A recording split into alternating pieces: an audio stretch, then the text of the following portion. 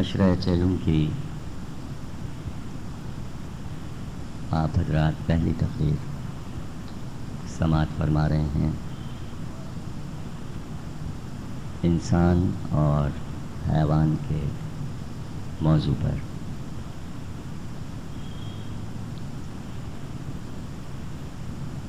کلام پاک میں رب العزت نے انسان پر گفتگو تفصیل کے ساتھ کی ہے، اور دراصل پورا قرآن انسان کے موضوع پر ہی نازل ہوا ہے، انسان کے لیے نازل ہوا، انسان اس کا موضوع بھی ہے، اور شروع سے آخر تک اللہ ہر وہ بات جو انسان کے فائدے کے لیے ہے اس کو بیان فرماتا ہے، اور سب سے بڑی بات یہ کہ انسان کی تاریخ بھی بیان کرتا ہے، اس کی خلقت کیوں ہوئی، اس کی خلقت کیسے ہوئی، اور اس کی خلقت کا مقصد کیا ہے، تفصیل کے ساتھ جگہ جگہ ہر سورے میں، ہر آیت میں۔ بسم اللہ الرحمن الرحیم۔ والتین والزیتون وطور سینین وہذا البلد الامین لقد خلقنا الانسان فی احسن تقویم ثم رددناہ اسفل سافلین الا الذین آمنوا وعملوا الصالحات۔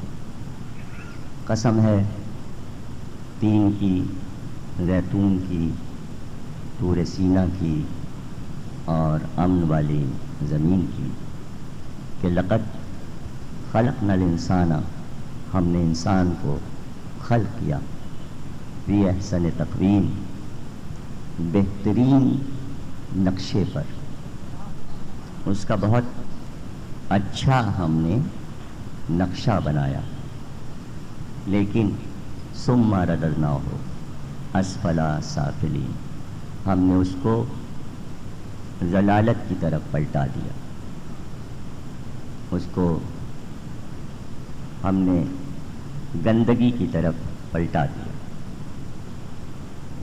اس کو ہم نے گندگی میں پھینک دیا، اسفل ترین مقام پر اسے ڈال دیا۔ الا الذین، لیکن وہ لوگ، الا الذین آمنوا وعملوا الصالحات، جو اچھے کام کرتے ہیں وہ مستثنیٰ ہیں، وہ اچھے پیدا کیے گئے اور وہ اچھے رہے، اچھا بنایا، لیکن جنہوں نے ہدایت نہ چاہی ان کو ہم نے ضلالت میں پھینک دیا، گندگی میں ڈال دیا۔ تو یہی موضوع ہے 10 دن کا، میں نے موضوع واضح کر دیا، اور آپ کا ذہن جو سننا چاہے گا وہ اسی ذیل میں گفتگو ہوگی کہ انسان کو اللہ نے برا نہیں بنایا، اچھا بنایا، اور یہ ضرور ہے کہ اس نے کہا سورہ علق میں کہ خلقنا الانسان من علق، ہم نے اس کو جمے ہوئے خون سے بنایا۔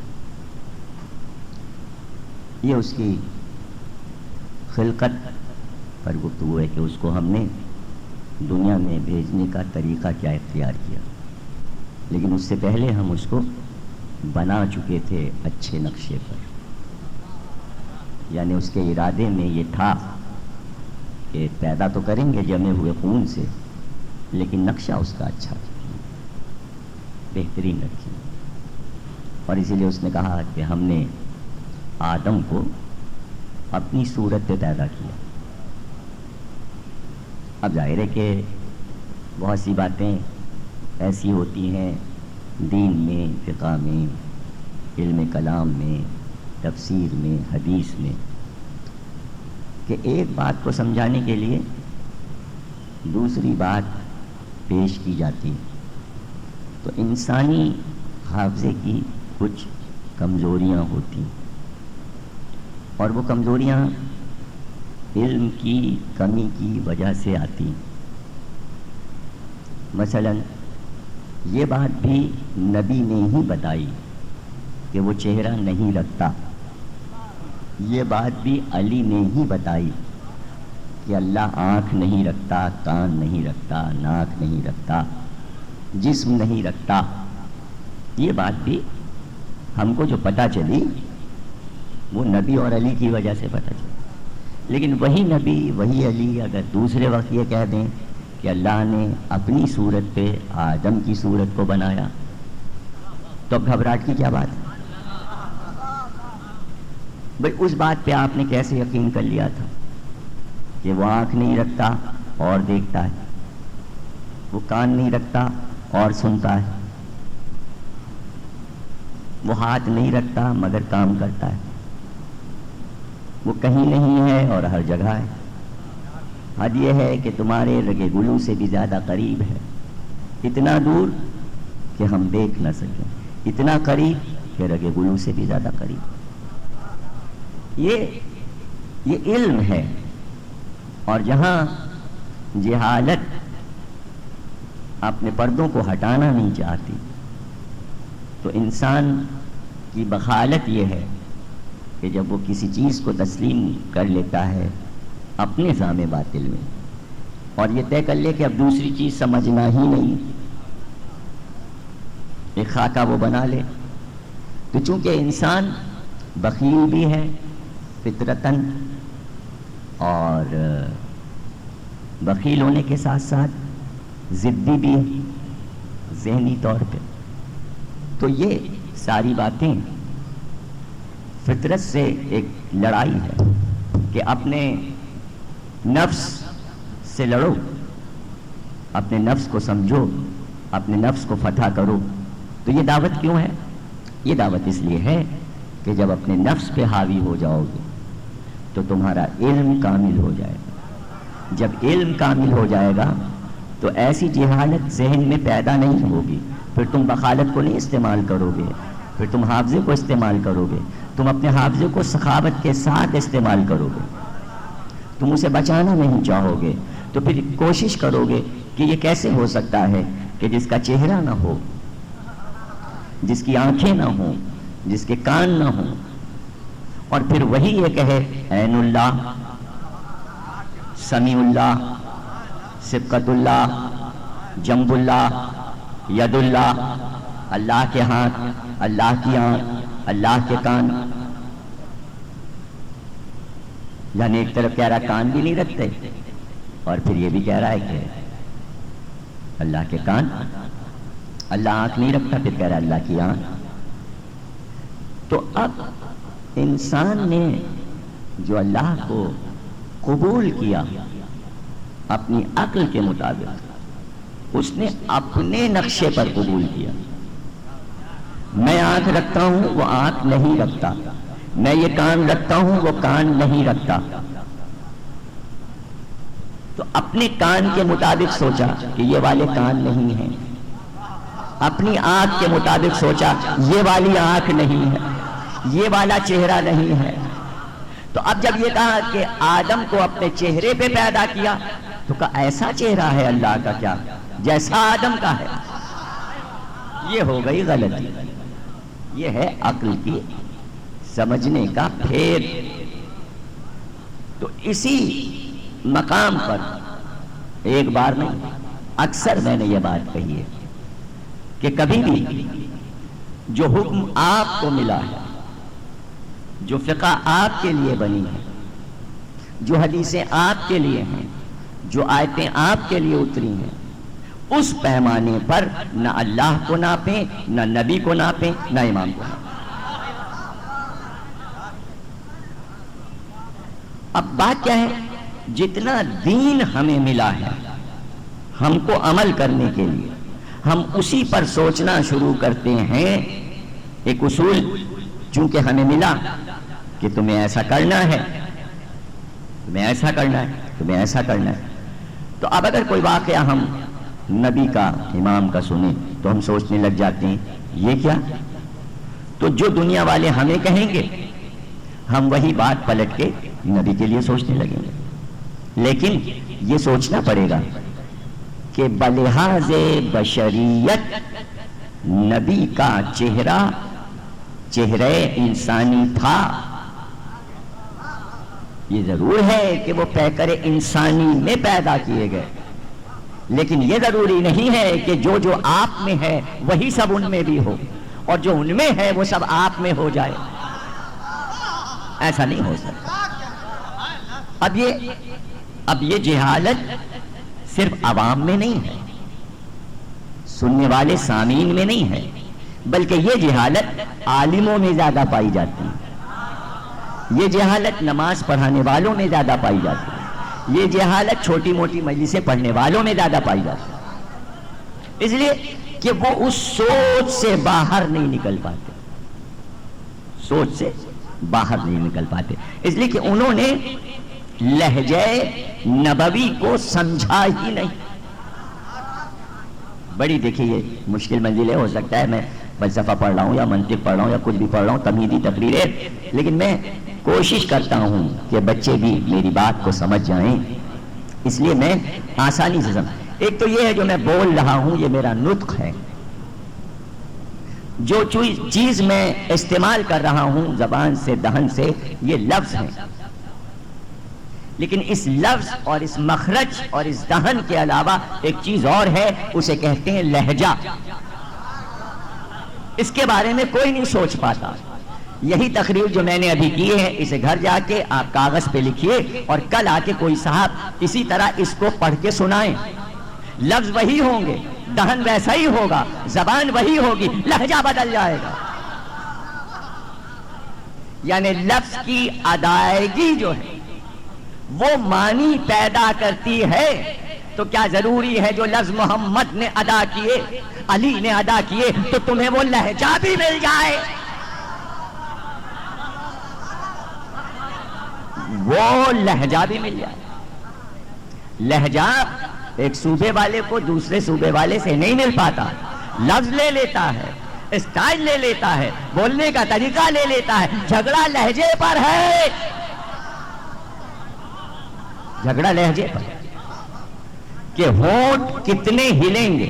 جب میں کہوں لام تو ضروری نہیں ہے کہ ہر علاقے والا لام ایسے ہی کہہ دے. جتنے ہونٹ میں نے ملائے، اللہ، میں نے ہونٹ نہیں ملائے، کتنے ہونٹ کھولنے ہیں، کتنی جگہ بنانی ہے، یہ ہے لہجہ. محمد، کتنی بار ہونٹ ملے، اللہ میں نہیں ملتے، محمد میں ہونٹ مل جاتے ہیں، لب نہیں ملتے. سمجھے نا؟ تو لہجہ ضروری ہے، لہجے کو سمجھنا ضروری ہے. میں نے کہا کہ خدیجہ سے شادی ہوئی نبی کی، تو مہر کی رقم خدیجہ نے کہا میں ادا کروں گی، میرے خزانے سے ادا ہوگی. چونکہ مہر خدیجہ ہمارے نبی اعظم نے نہیں دیا اور ضرورت بھی نہیں تھی دینے کی، اس لیے کہ جب خدیجہ نے کہہ دیا کہ میں ادا کروں گی، تو اب نبی یہ نہیں کہیں گے کہ نہیں نہیں آپ نہ دیجئے میں دوں گا، یا بنی ہاشم یہ کہیں کہ ہم دیں گے. ضرورت ہی نہیں ہے اس بات کی. اس لیے کہ اگر یہاں یہ بحث شروع ہو جائے کہ کیوں نہیں دیا اور کیوں نہیں گفتگو کی، تو یہیں سے عقل کے ناقص ہونے کا پتہ چلنے لگے گا. اس لیے کہ محمد نے انتخاب کیا تھا خدیجہ کا یہ سوچ کر کہ ایک اعلیٰ ظرف عورت آ رہی ہے. اگر مہر کی بحث شروع ہو جاتی، نہیں اس کی گفتگو کرنے کی اتنی اعلیٰ ظرف ہے کہ خود ہی آفر کر دیا مہر میں دوں گی. کیا بات ہے؟ کیا بات؟ جب یہ نکاح ہو رہا ہے تو فقہ نہیں بنی، ابھی تو نبی نہیں بنا، ابھی قرآن نہیں آیا، ابھی وحی نہیں آئی، تو جب فقہ کے اصول نہیں بنے تو مولوی کہاں سے آ جائے گا؟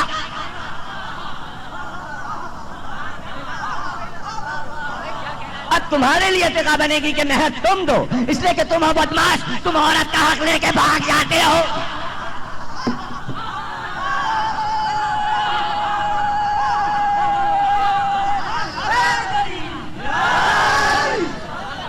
ثم رددناہ اسفل سافلین، جب تم نے طے کیا کہ تم ضلالت کرو گے تو ہم تمہیں ضلالت میں پلٹا دیتے ہیں، تو کیا اس کے اوپر نبی کو اپلائی کرو گے؟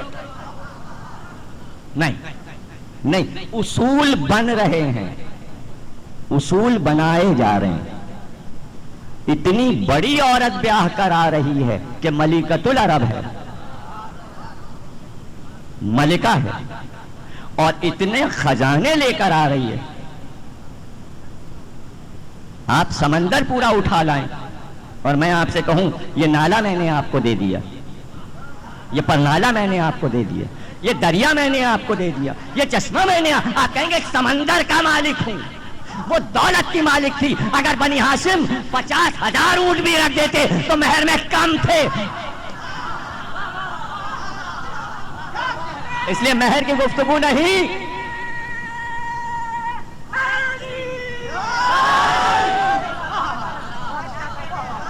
لوگوں نے ابو طالب سے کہا کیا اب عورتیں مہر دیں گی آپ کے گھر کے بچوں کا؟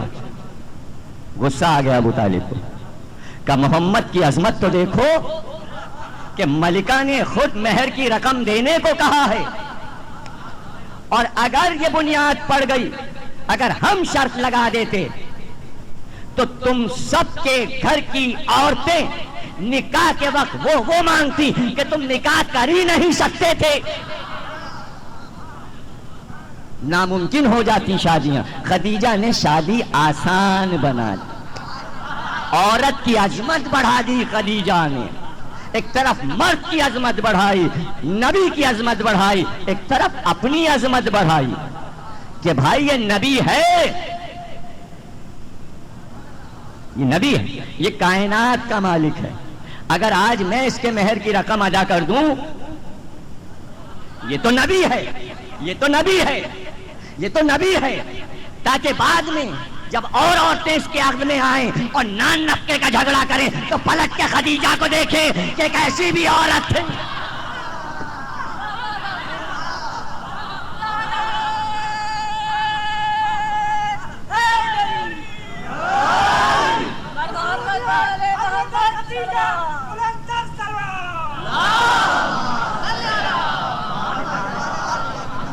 کیوں بھائی جلدی سکلین صاحب یہ کیسٹ لے جا کے اپنے پیش امام مولوی کو سنائیے گا، اور کوشش یہ کیجیے کہ جاہلوں سے نماز نہ پڑھوائیے، صلوات پڑھیے۔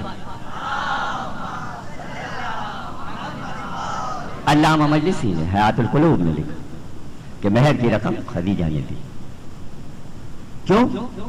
اس لیے کہ جب مہر کی بات آئے گی تو کریں گے، ہمارے گھر کا مہر جب بندھے گا تو دنیا دیکھے گی، تو اگر خدیجہ کو نہیں دیا جا رہا ہے اور وہ خود ادا کر رہی ہیں تو پھر دیکھنا اس کی بیٹی کا مہر کیسے بندھے گا۔ پھر کائنات میں کسی عورت کا مہر ایسے نہیں بن سکتا کہ خود خدا کو پوچھنا پڑے گا زہرا مہر میں کیا لینا ہے، بیٹا میرے گھر کا ہے، میں ہوں سقی، ارے میں نے رشتہ بھیجا ہے، مانگو یا کچھ کمی نہیں آئے۔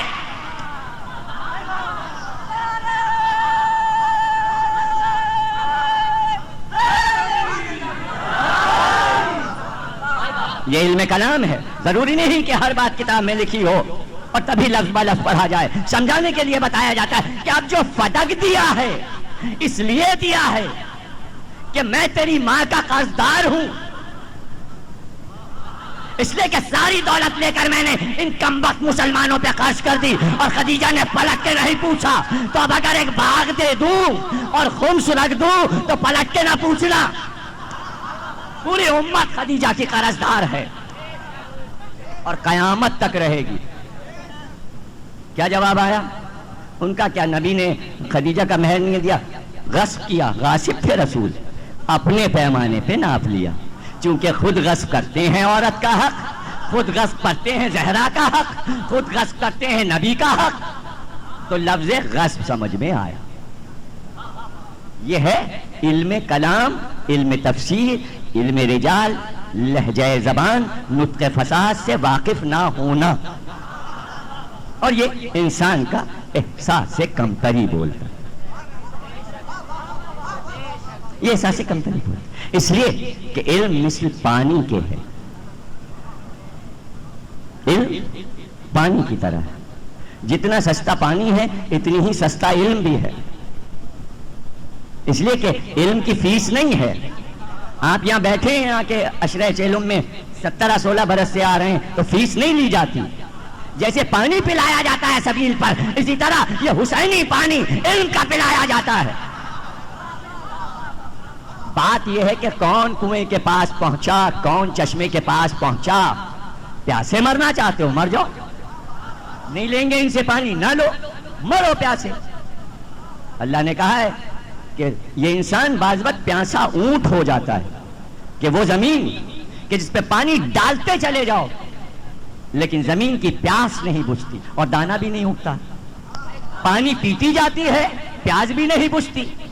بعض زمینیں ایسی بارش ہوتی جاتی ہے پانی پی جاتی، ریگزار جتنا بھی ہے صحرا میں چلے جائیے سعودی عرب میں، ساری زمین پانی پی جاتی اور پھر پیاسی، اور دانا بھی نہیں اگتا، بنجر زمین ہے، ابتر زمین ہے، بانجھ زمینیں ہیں۔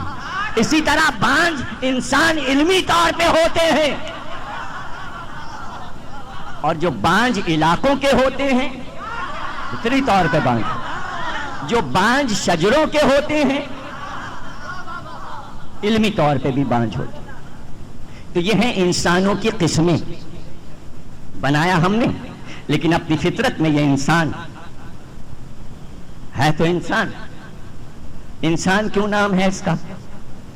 انسان نام کیوں رکھا یہ آپ کو معلوم ہے؟ کیا معنی ہے انس کے؟ کیا معنی ہے انس؟ انس معنی انس، ہم نے محبت سے بنایا، اس کو اشرف بنایا، ہم اس سے محبت کرتے ہیں، ہم اس سے انس کرتے ہیں۔ کافی تھا کہ یہ انس ہے، یہ انس ہے۔ انسان، اب یہ لفظ کیوں بڑھا؟ انسان کیوں پکارا؟ انسان کے معنی ہے نسیان، بھول جانا، جس کا نام ہی بھول جانا ہو، میں اس کے حافظوں کی کیا بات کروں؟ یعنی انسان کے معنی نسیان۔ کیوں کہا انسان اللہ نے؟ کہ یہاں سے وعدہ کر کے گیا تھا کہ ہماری اطاعت کرے گا، وہاں جا کے بھول گیا، جب بھول گیا تو پکارنے لگا اللہ انسان، جیسے سرکشی کی تو وہ ہو گیا شیطان، یہ بھول گیا یہ ہو گیا انسان، وہ شیطان ہے یہ انسان ہے۔ وہ اطاعت کر کے سجدے سے انکار کر کے نکالا گیا، اس نے وعدہ کیا کہ ہم اطاعت کریں گے، یہاں آ کے بھول گیا، جو جو باتیں وہاں کر کے آیا ہے سب یہاں بھول گیا، اس لیے اس کو انسان کہنے لگے، یہ انسان ہے۔ لیکن ہم تمہیں یاد دلاتے رہیں، یہ کتابیں کیوں آ رہی ہیں؟ یاد دلانے کی۔ زبور، توریت، انجیل، صحف انبیاء، قرآن، یہ درس، یہ خطبے، یہ علی، یہ نہج البلاغہ، یہ واقعات، یہ غدیر، یہ کربلا، یہ سب یاد دلانے کے لیے، تاکہ وہ سب جو تم بھول چکے ہو، عالم بالا عالم زر کی باتیں یہاں یاد آ جائیں، یہ سب یاد دلا دیں گے۔ مجلسیں کیا ہیں؟ اے انسان، اے انسان، بن جانا انسان، اگر ہٹ گیا اس جگہ سے بن گیا حیوان۔ کیسے بن گیا؟ اس لیے کہ ہر حیوان کی عادت انسان میں موجود ہے، نام انسان، تکبر ہوا تو شیر بن گیا، عیاری آئی تو لومڑی بن گیا، سرکشی اور ظلم آیا تو بھیڑیا بن گیا، بالکل لڑ اور بے وقوف بن گیا تو کبوتر بن گیا۔ عیاشی پہ آیا تو رقص کرنے لگا، مور بن گیا، لوگوں کو ڈسنے لگا تو سانپ بن گیا، معاشرے میں زہر پھیلانے لگا، کیچڑ میں خزانے تلاش کرنے لگا تو بطخ بن گیا۔ یعنی ہر جانور، ہر درندے، ہر چرندے، ہر پرندے کی خو اپنا لی، کہنے کو اشرف، عادتیں حیوانات کی لے لی، اور کہہ رہا ہے ہمیں کہو انسان، ہمیں انسان کہو۔ تمنائیں کوے کی طرح، کوا تمنا کرتا ہے میں 100 سال جی جاؤں، انسان کو بھی خواہش ہے میں 100 سال جی جاؤں، کوا بنا ہوا، لیکن جو کوے کی اچھی عادتیں ہیں وہ نہیں اپنائیں گے۔ کوے کی اچھی عادت کیا ہے؟ ایک کوے کو کسی نے کچھ کہا، وہ چیخا، ہزاروں کوے اس کی مدد کو آ گئے اور وہ شور مچایا، کیوں کہا اس کو، کیسے کہا، قوم موجود ہے، برادری موجود ہے، ہم سر گنجا کر دیں گے۔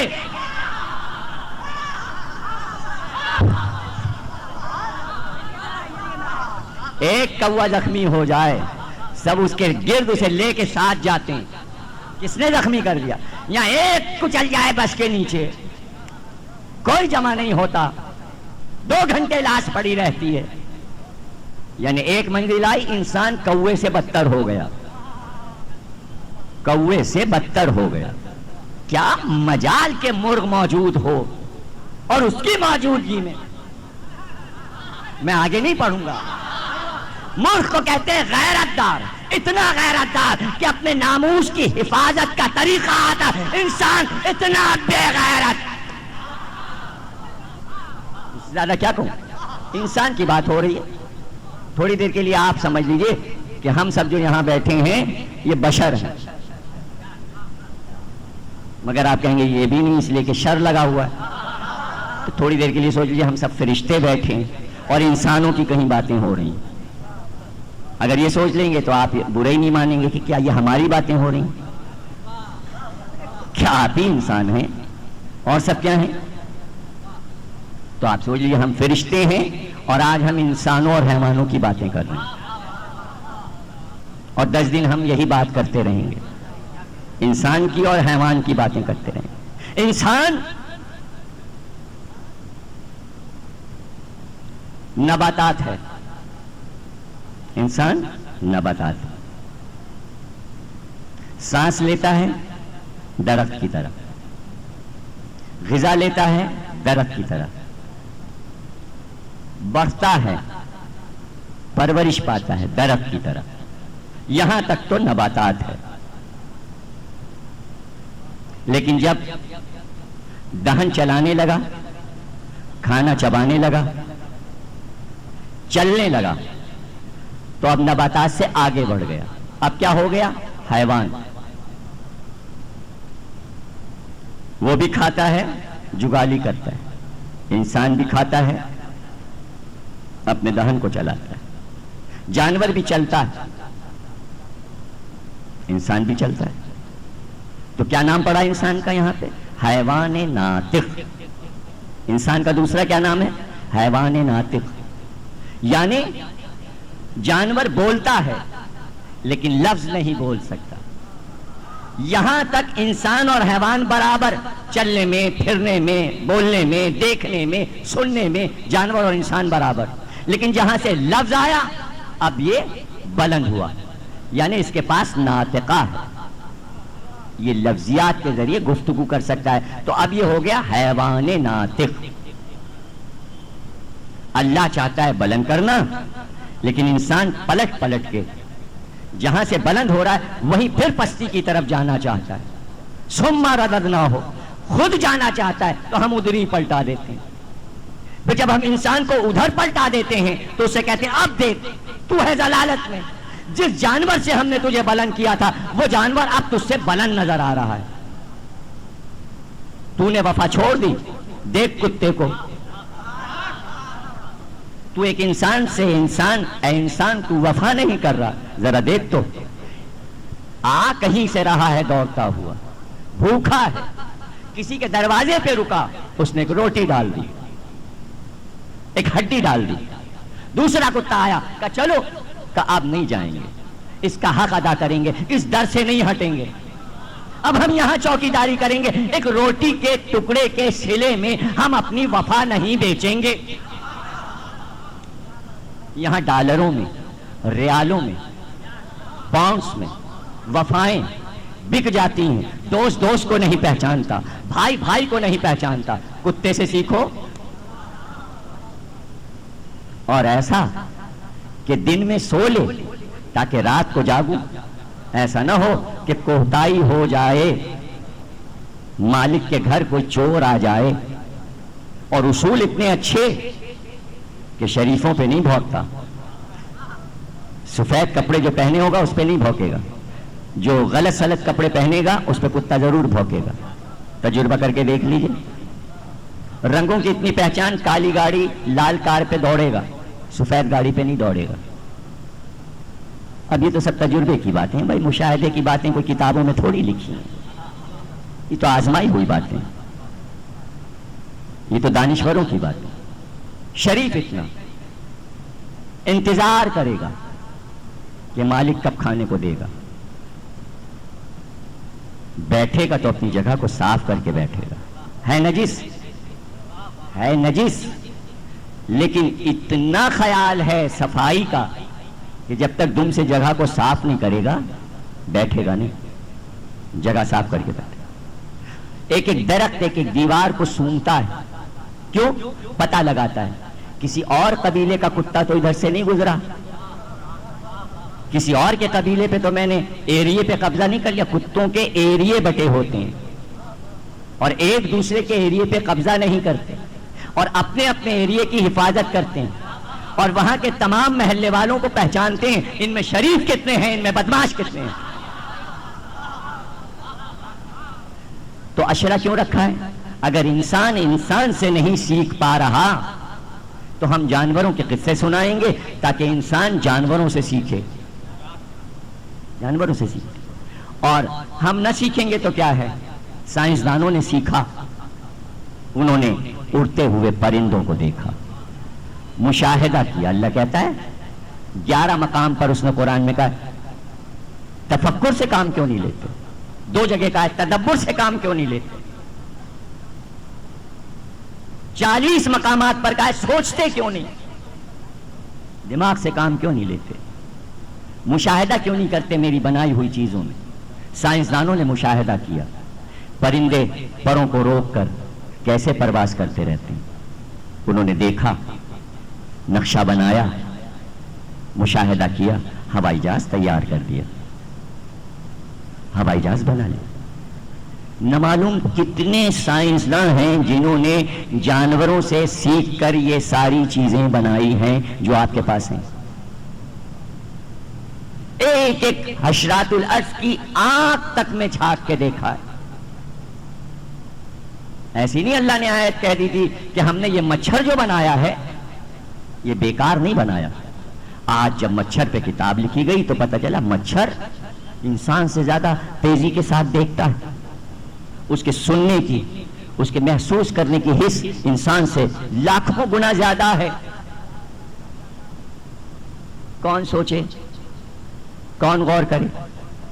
کبھی دیکھیے اگر ساروں کو مار دیجئے اور ایک رہ جائے اور آپ تیار ہو کے بیٹھیں کہ اس کو مارنا ہے, اور چھپ جاتا ہے, پورے کمرے میں ڈھونڈتے رہیے نہیں ملے گا, لیکن کسی ایسی جگہ چھپا ہوا دیکھتا رہتا ہے کب آنکھ بند کرے گا, کب یہ ساکت ہوگا. اور ادھر آپ نے آنکھ بند کی, وہاں سے اڑا, اور جگہ کا انتخاب کر لیتا ہے کہاں بیٹھنا ہے, کہاں بیٹھنا ہے. یہ اس کی حس ہے.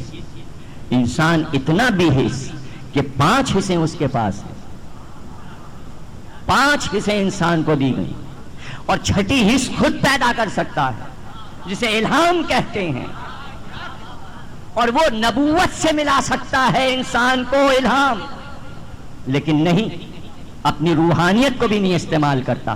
مادیت میں اتنا پھنسا ہے کہ روحانیت کو استعمال کیسے کرے, اس لیے کہ جب روحانیت کا ذکر ہوتا ہے تو انکار کر دیتا ہے, کہتا حسین کیسے بیٹے دیتے ہیں, یہ حرم زد کی ہے. اب یہ 5 حصے نہیں گئیں بلکہ یہ اس کا خون بولے گا, اب یہ انسان کے خون کی بحث آ جائے گی کہ ہر انسان کا خون الگ الگ ہے، خون الگ الگ ہے اور خون کی حدت الگ الگ ہے. ایک ہی خون سے حلال بھی پیدا ہو سکتا ہے، ایک ہی خون سے حرام بھی پیدا ہو سکتا ہے.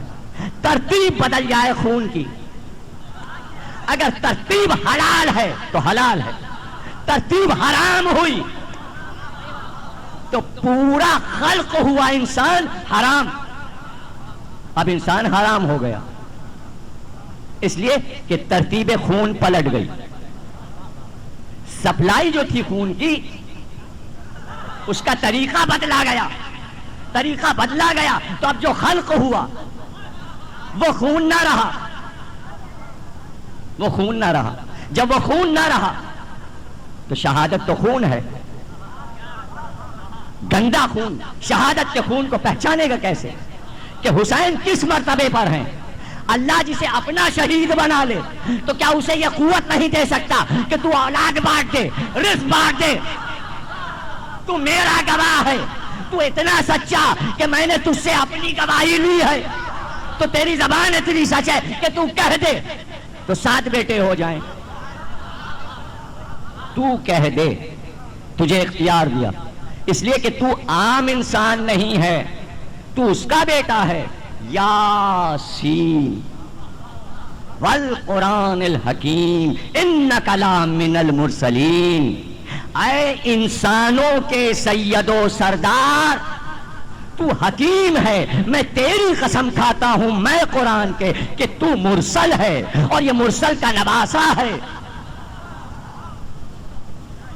یہ مرسل کا نواسا ہے.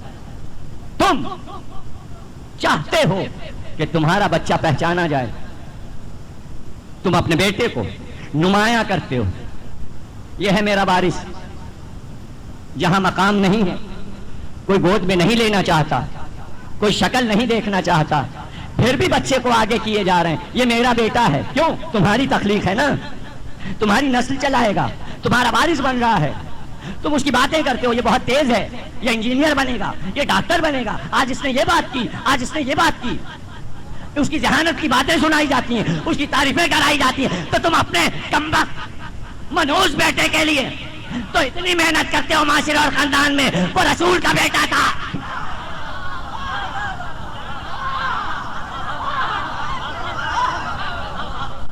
آج یہ میری گود میں بیٹھے تھے تو یہ کہہ رہے تھے، صاحب انہوں نے تو حیرت ناک کر دیا. میں حیرت میں پڑ گیا. آپ بھی سن کے ان کی بات حیرت میں پڑ جائیں گے. تم زمانے کو حیران کرنا چاہتے ہو، اپنے فتنے سے تم روب میں لینا چاہتے ہو، اور وہ نبی کی گود میں بیٹھا ہے تو وہ حیران نہیں کرے گا. نا اس کا بیٹا میں نے دیا، اگر نہیں ہے تو کیا ہوا، میں ایک بیٹا دیتا ہوں، ایک اور دیتا ہوں، ایک اور دیتا ہوں.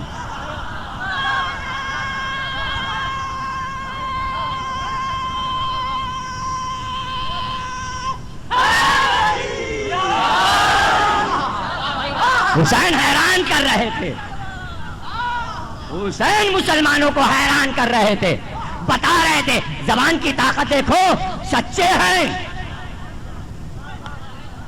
سچائی میں یہ طاقت ہے جو کبھی جھوٹ نہ بولے. دعوے سے کہتا ہوں، کوئی انسان یہ دعویٰ کرے کہ ہم نے زندگی میں کبھی جھوٹ نہیں بولا، خدا کی قسم اگر وہ کہہ دے جو ہم نے تمہیں 7 بیٹے دیے تو اس کے 7 بیٹے پیدا ہوں گے. یہ تو حسین ہے.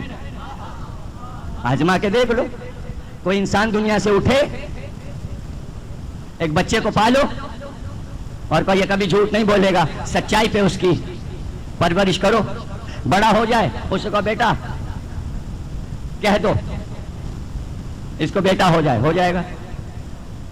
یہ باتیں ہمارے دور کے انسان بچوں کی ماؤں سے سیکھیں. میں آپ کو کیا سمجھاؤں؟ ابھی تو لوگوں نے گھر کی ماؤں کا علم نہیں جانا. بچہ جب معصوم ہوتا ہے، چھوٹا، جب بولنا شروع کرتا ہے تو ماں بچے سے کہتی ہے آگ دکھا کر، بیٹا کہو آگ. قسمی آپ کو بتا رہا ہوں، بچہ آگ نہیں کہہ سکتا. کیوں؟ اس لیے کہ جو بچہ ماں کی گود میں آگ کو آگ کہہ دے، مشہور یہ ہے کہ اگر بچہ آگ کو آگ کہہ دے تو سونا بن جاتی ہے. کیا مجھے دیکھ رہے ہیں آپ؟ ایسی تو 9 دن یہی گفتگو حیرت انگیز ہوگی، آپ ٹپ ٹپ ٹپ ہمیں دیکھیں گے. ہمارے تو موضوعات ہی ایسی ہوتے ہیں. آپ سوچیں یہ گھر کی بات اور ہمیں نہیں معلوم، ہزاروں باتیں آپ کو نہیں معلوم، گھر کی ساری باتیں آپ کو معلوم. میں بتاؤں تو آپ حیران ہو جائیں گے. گردن ہلا رہے ہیں آپ کے گھر کی باتیں میں بتا دوں جو آپ کو نہیں پتا. یہی اسے ہی تو جھگڑا ہے کہ مولوی نے کہہ دیا سلونی، عورت نے کہا بتا تیرے سر پہ جو امامہ ہے کتنے پیچ ہے، تو سر کی خبر نہیں تو گھر کی کیا خبر ہو.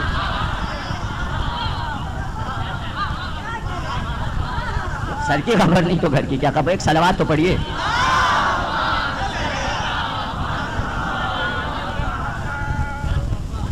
سمجھے نا.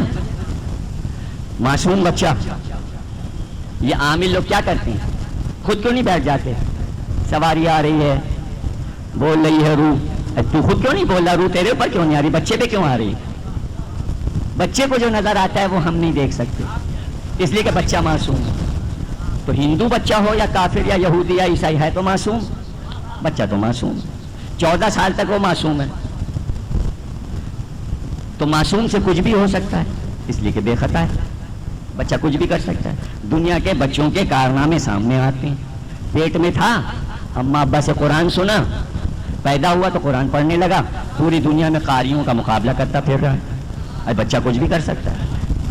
تو یہ سب کچھ سن کے اخبار میں یقین کر لیا جاتا ہے. نبی کی اولاد سمجھ میں نہیں آتی.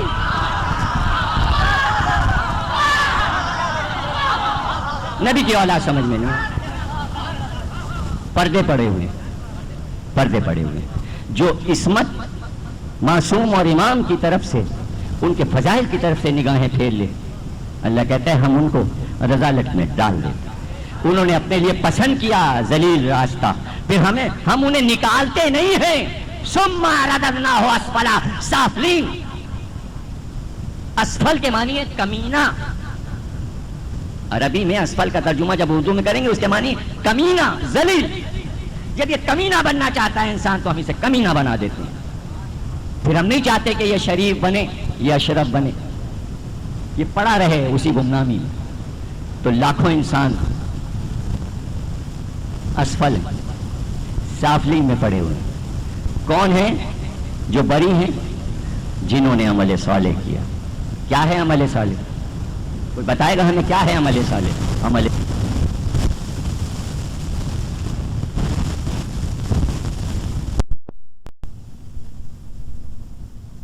وہ ہو گیا اسفل، وہ ضلالت میں چلا گیا. کیوں چلا گیا؟ اس لیے چلا گیا کہ اعلیٰ ذکر کو چھوڑا. اعلیٰ کا ذکر، ذکر اعلیٰ، اعلیٰ ذکر کو چھوڑ دیا. نہیں سننا چاہتا تو سننا کیا چاہتا ہے؟ یہ تو بتا دے انسان کہ سننا کیا چاہتا ہے. اگر ذکر علی نہیں سننا چاہتا تو پھر کیا سننا چاہتا ہے؟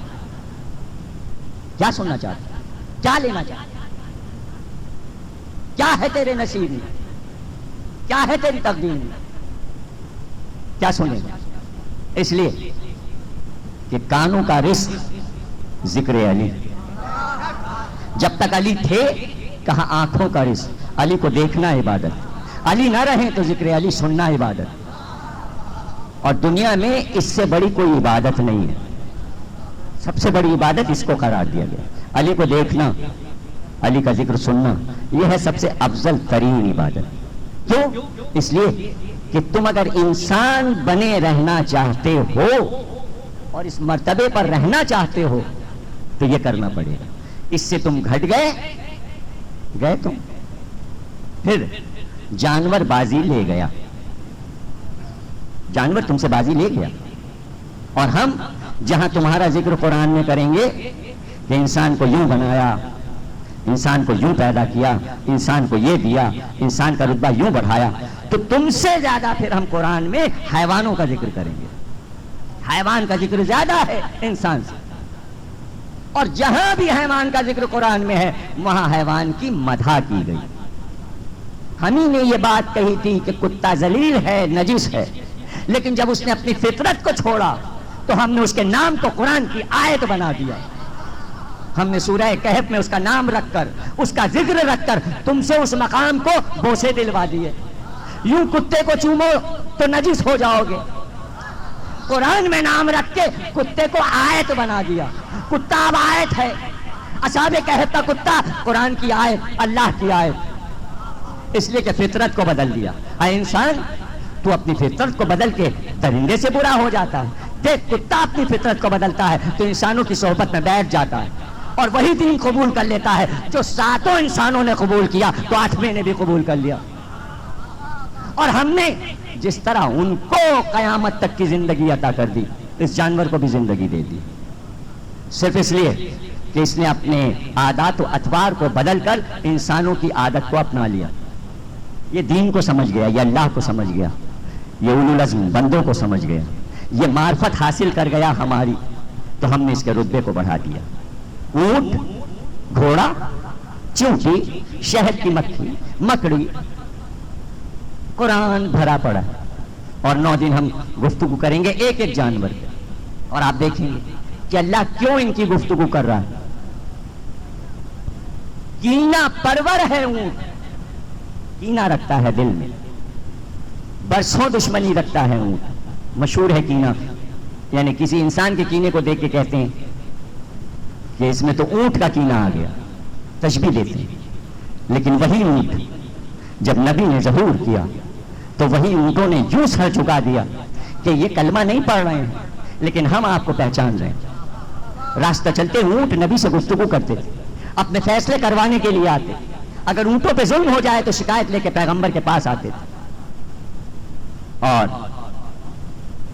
غصبہ نامی اونٹنی حضور کے پاس اتنی فرما بردار، دیکھیے یاد رکھیے گا، کبھی پیغمبر جس کے پاس ہر آن جبریل آ رہے ہیں، اللہ مسلسل گفتگو کر رہا ہوں اور ملک آ رہا ہوں، ایک مقام پہ آ کے وہ یہ نہیں کہتا کہ وہی آئے گی تو بتاؤں گا، ملک آئے گا تو بتاؤں گا، اللہ پیغام بھجوائے گا تو بتاؤں گا۔ جیسے ہی مدینے میں سواری پہنچی، لوگوں نے کہا ہمارے گھر میں، ہمارے گھر میں، ہمارے گھر میں، ہم لے جائیں گے، ہم لے جائیں گے۔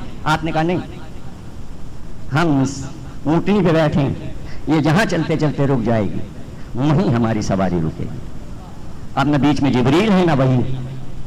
دیکھا آپ نے، اپنی سواری کی عظمت کو بڑھانا چاہتے ہیں، اس نے ہماری خدمت کی ہے، ہم اس کو صلہ دیں گے، نہیں سمجھا؟ ہجرت ہم نے کی ہے، لیکن اس بے زبان جانور نے بھی وہی تکلیف اٹھائی ہے راستے میں جو انسانوں نے اٹھائی ہے۔ ہم تو صلہ لے لیں، سارے مہاجروں کو مکان مل جائیں، زمینیں مل جائیں، کھانے کو انصار سے مل جائے، اور ہم اس بے زبان جانور کو الگ ہٹا دیں۔ اس کا صلہ یہ نہیں ہے کہ اسے کھانے کو دیا جائے، کھانے کو تو ہم دیں گے، یہ فریضہ ہے، اسے پانی دیں گے، اسے جگہ دیں گے، لیکن آج اس کا رتبہ بڑھائیں گے۔ یہ جہاں بیٹھ جائے، جہاں بیٹھ جائے۔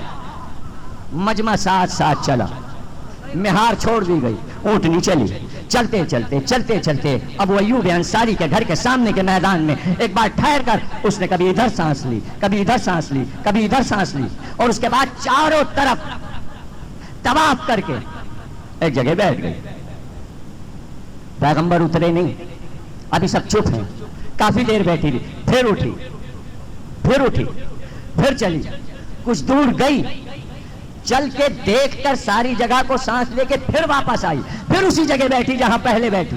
اب جب بیٹھ گئی، پیغمبر نے کہا یہ ہے وہ جگہ، اور اس کی مہار نے جہاں جہاں خط کھینچا ہے وہاں وہاں تک مسجد نبوی بنے گی۔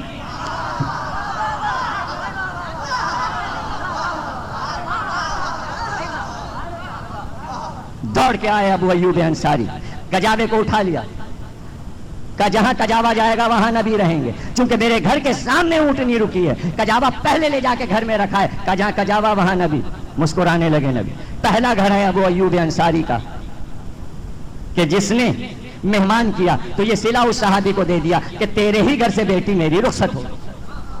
آج بھی ابو ایوب انصاری کے گھر کی یہ عظمت ہے کہ یہاں سے فاطمہ رخصت ہو کر گئی تھی، موجود ہے گھر، لوگ زیارت کرتے ہیں۔ اس گھر میں یہ ہے کہ بند ہے چاروں طرف، اور اگر آپ کسی بھی درار سے ناک لگائیں گے تو اندر سے خوشبوئیں آتی، اس لیے کہ وہاں زہرا دلہن بنی۔ اگر مکان توڑا نہ گیا تو اسی طرح وہ خوشبو برقرار رہے گی، وہ کچا مکان بنا ہوا۔ صحابی رسول کا مکان، مسجد نبوی بنی جہاں اونٹنی نے حد بندی کی، یہ جانور کی عظمت بڑھائی۔ پوری زندگی اس ایک ناکا کہتے ہیں عربی میں اونٹنی کو، ناکا صرف اونٹ کو نہیں کہتے، اونٹنی کو کہتے ہیں. اور موضوع ہوگا کم سے کم 3 تقریروں میں ہم صرف اونٹ کا ذکر کریں گے، اس لیے کہ یہ موضوع قرآن میں زیادہ ہے، حدیثوں میں زیادہ ہے. پیغمبر کی اونٹنی، بہت سی اونٹنیاں ہیں لیکن یہ واحد اونٹنی ہے کہ جس نے پیغمبر کی بے انتہا خدمت کی، ہر لڑائی میں، ہر سفر میں یہ ساتھ اور وفادار. تو جب پیغمبر کی وفات ہو گئی تو دن بھر روئی یہ اونٹنی، دن بھر روئی اور گریا اس کا رکا نہیں. اور جہاں پر بندھی ہوئی تھی وہاں تڑپ تڑپ کے اپنے کو چھڑاتی تھی کہ رسی میری کھول دو، رسی میری کھول دو. منہ سے جھاگ گر رہا تھا. لوگوں نے جا کے بیٹی کو بتایا کہ شہزادی کون ہے؟ اونٹنی بہت پریشان جہاں پہ بندھی ہوئی ہے. آپ نے کہا رسی اس کی کھول دو، اسے باندھے نہیں، اس کو باندھو نہیں، رسی کھول دو، اس کی مہار اس کی کھول دو. مہار کھول دی گئی. وہاں سے جو چیختی روتی چلی تو سیدھے جا کے قبر نبی پہ اپنا منہ رکھ دیا، قبر نبی پہ اپنا منہ رکھ دیا. جب بھی ہٹائی جاتی اور جب اپنی جگہ سے چلتی تو سیدھے قبر نبی پہ جاتی اور منہ رکھ دیتی. آواز بلند کرتی، روتی، آنسو بہاتی، یہاں تک کہ بے جان ہو گئی. کھانا چھوڑ دیا تھا پیغمبر کے بعد، پانی پینا چھوڑ دیا تھا، کھانا چھوڑ دیا تھا. یہاں تک کہ لوگوں نے بتایا کہ اب گر گئی، دم نہیں ہے، اٹھ نہیں پا رہی ہے، اتنی کمزور ہو گئی.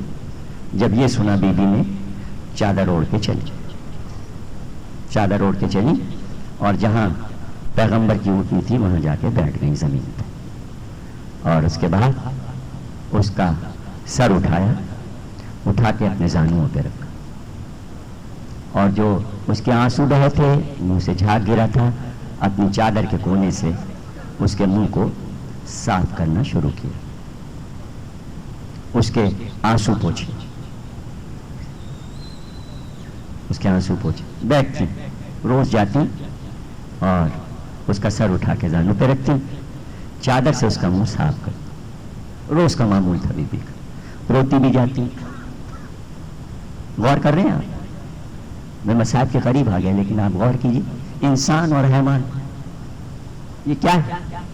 یہ کیا آپ کے سامنے آیا؟ تاریخ خود بول رہی ہے، تاریخ بول رہی ہے. نبی کا جنازہ پڑا،